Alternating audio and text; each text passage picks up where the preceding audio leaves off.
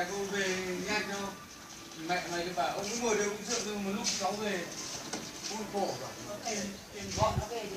Tiền nô tiền đề cái hôm đi cúng mày nợ người ta trừ nhưng nó trừ dần đi này đéo ai rồi trừ cả một lúc có tiền cháu phải trừ cả nhưng đâu Ồ, mình quay tiếp rồi. Xe đạp điện nhá, nhanh xe đạp điện nhanh tạ.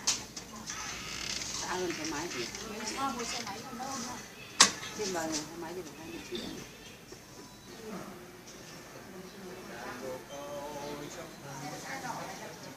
Lương ít lắm ông ơi. Mua rau đây ông ạ. 5 triệu một tháng mà còn mua dâu nữa. Người trẻ. À cái ảnh này thôi. Đây này ông nhìn này. Có cái ảnh này này. Này có mỗi cái này là giống dâu ra đây. Có mỗi cái ảnh này là giống dâu. Mỗi cái hình thể rồi hai cái con cháu giống y hết.